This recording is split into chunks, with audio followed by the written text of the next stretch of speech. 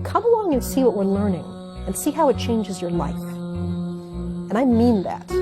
Your life will be changed when you learn the things that we know for the better. It's not okay to think that the earth is flat. Apparently this is something that we're debating. I have no idea why.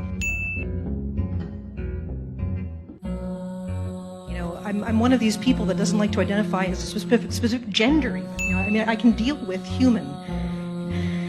I'm one of these people that doesn't like to identify as a specific gender even. I can deal with human. And so you have this one tiny little chance to have the universe look through your eyes. And what are you going to do with that chance? And what I do, I connect to people too hard. I have sex with all the wrong people.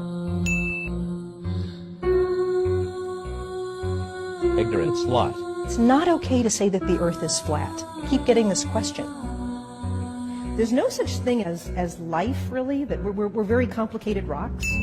We're a chemical reaction that got complex enough to become conscious. There's no such thing as life, really, that we're very complicated rocks. We're a chemical reaction that got complex enough to become conscious. So I am saying, actually, that there are probably tiny little black holes forming all around us.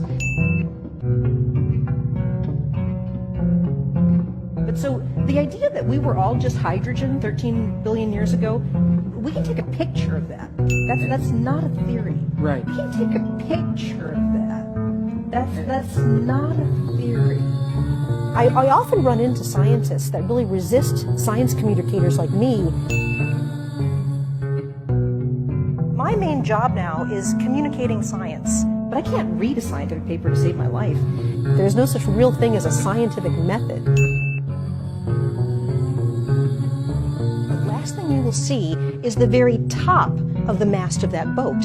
And that's because the boat is actually going over the horizon that's curved. It's not okay to say that the earth is flat. I keep getting this question. Today I'm going to be talking about how every single one of your atoms was forged inside a star that had to die, and that's literally true. Or you have light years contained inside of you, except for your hydrogen, which came from the Big Bang, which is, that doesn't suck, that doesn't suck. That's literally true.